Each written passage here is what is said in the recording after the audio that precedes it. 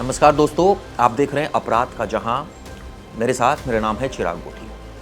पाकिस्तान की बात कर लेते हैं, ऑपरेशन सिंदूर की बात कर लेते हैं। हाल ही में एक श्रीनगर की डल झील से एक मिसाइल बरामद हुई। दरअसल ये फतेह मिसाइल थी और ये मिसाइल 10 मई को पाकिस्तान की तरफ से छोड़ी गई थी। इसकी मारक क्षमता 70 किलोमीटर से 100 किलोमीटर तक है, लेकिन ये डल झील के अंदर एक तरह से पहुंच गई थी और वहां पर तेज धमाका भी हुआ था और फुस हो गई।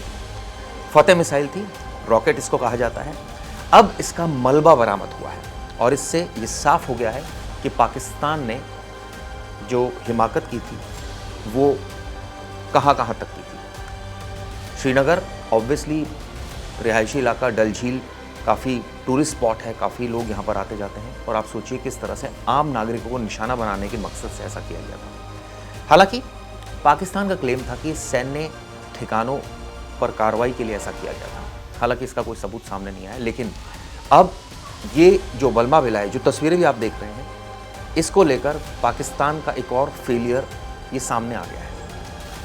हम सबको पता है कि पहलगाम में आतंकी हमला हुआ अप्रैल के महीने में, 22 अप्रैल को, और उसके बाद भारत ने 6 और 7 मई को ऑपरेशन सिंदूर लॉन्च किया और हमने देखा किस तरह से पाकिस्तान और पीओके में आतंकियों के ठिकानों को निशाना बनाया गया। मसूद अजहर के परिवार के लोग भी इसमें मारे गए, इस तरह की बात सामने आई।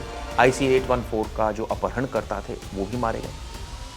100 से ज़्यादा आतंकी मारे गए। कई टेरर कैंप्स, 9 जो ठिकाने थे, ये आप तस्वीरों में भी देख रहे हैं, वो नष्ट हो गए। करीबन 100 आतंकी मारे गए।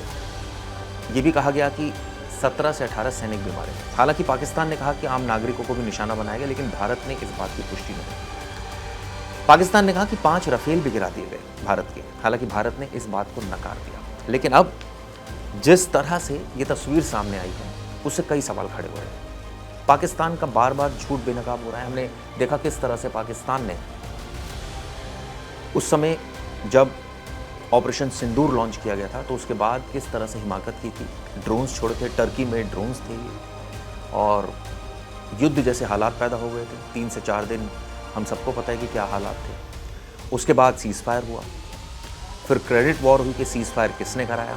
खैर, उन बातों में मैं जाना नहीं चाहता, लेकिन सच्चाई ये थी कि भारत का दबाव काम आया था, भारत की जो शक्ति थी वो काम आई थी, भारत की जो सामरिक शक्ति थी, डिप्लोमेटिक टॉक्स थी, वो काम आई और इसकी वजह से पाकिस्तान झुका था और सीज़ फायर हुआ था। लेकिन सवाल ये उठता है कि अब तक सबूत मिल रहे हैं और हैरान कर देने वाली ये सच्चाई सामने आ रही है। लगातार पाकिस्तान ने कोशिशें तो बहुत की, लेकिन वो सफल नहीं हो पाया। इसके बाद सिंधु जल समझौता रद्द किया गया, तमाम पाबंदियां पाकिस्तान पर लगाई गई, लेकिन इसके बावजूद पाकिस्तान अभी भी अपनी हरकतों से बाज नहीं आ रहा है। हमने हाल ही में देखा एशिया कप भी हुआ, जिसमें किस तरह से पाकिस्तान प्लेयर्स ने गंदी हरकतें की। एक प्लेयर है, मैंने कल भी इस पर वीडियो बनाई थी और आपको बताया था किस तरह से एक खिलाड़ी जो गन सेलिब्रेशन कर रहा था, एक खिलाड़ी ऐसा था जो राफेल गिरा रहा था, इस तरह की हरकतें कर रहा था। ये सब ने देखा। यानी शिष्टाचार बिल्कुल ख़त्म हो गया है और ये जो फ्रस्ट्रेशन थी वो भी नज़र आई क्रिकेट के मैदान पर। क्रिकेट को हालांकि इससे दूर रखना चाहिए, लेकिन अब जो तस्वीरें सामने आ रही हैं, खासकर डल झील से जो तस्वीर आई, इसने कई सवाल खड़े कर दिए और ये एक तरह से एक और झूठ को बेनकाब कर दिया है। ये भी हम सबको पता है कि इससे पाकिस्तान को आर्थिक नुकसान भी हुआ था। अब आपको डिटेल में बताता हूँ कि दरअसल जब ये हमला हुआ था, यानी ऑपरेशन सिंदूर लॉन्च किया गया था, तो कितना नुकसान पाकिस्तान को हुआ था। 9 आतंकी टेरर कैंप उनके नष्ट हो गए थे, जिनमें जैश ए मोहम्मद और लश्कर तैयबा के टेरर कैंप्स थे, मुरीदके में, बहावलपुर में और लाहौर के पास। इसके अलावा 100 से ज़्यादा आतंकी मारे गए थे। इसके अलावा 11 एयर बेसिस को नुकसान पहुंचा था। हालांकि पाकिस्तान कुछ भी कहे, लेकिन सच्चाई यही थी कि उनके एयर बेसिस को नुकसान पहुंचा था, जिनमें नूर खां एयरबेस, मुसाफ एयरबेस और भोलारी एयरबेस शामिल है। इसके अलावा 6 फाइटर जेट और एयरबॉर्न वार्निंग सिस्टम मारे गए थे। 40 नागरिकों की मौत हुई थी, ये पाकिस्तान ने दावा किया था। उसने कहा था कि 7 महिलाएं, 15 बच्चे मारे गए हैं, लेकिन भारत कहता है कि ये नुकसान आतंकी ठिकानों के पास हुआ था। 11 सैनिक हताहत हुए थे। पाकिस्तान सेना ने इस बात को स्वीकार किया था कि 11 सैनिक मारे गए थे इसमें और 78 घायल हुए थे। इस तरह की बात पाकिस्तान की तरफ से कही गई थी। इसके अलावा जैसे मैंने आपको बताया कि परमाणु ठिकानों पर भी सवाल खड़ा हो गया था। दरअसल 10 मई को चगाई हिल्स में हलचल के बाद शक हुआ था कि नूरखा एयरबेस पर परमाणु हथियारों को नुकसान पहुंचा है। अमेरिकी विमानों ने रेडिएशन चेक किया, लेकिन इसके कोई पुख्ता सबूत नहीं मिल पाए।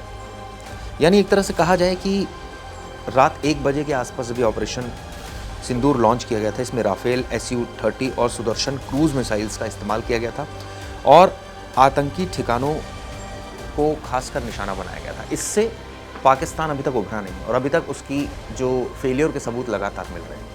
खैर, ये वीडियो आपको दोस्तों कैसी लगी जरूर बताइए। धन्यवाद। गर्मियों की छुट्टी होने वाली थी, मेरे पापा आने वाले थे, तो हम लोग सभी खुश थे। तो मैं एक बेड पे चढ़ के डांस कर रहे थे, डांस कर रहा था, लेकिन वो पहले ही आ गए। फ्रीज। तो मैं उस समय तो कंटिन्यू नहीं कर सकता था ना, तो फ्रीज फ्रेम टाइप का हो गया। कसम पैदा कर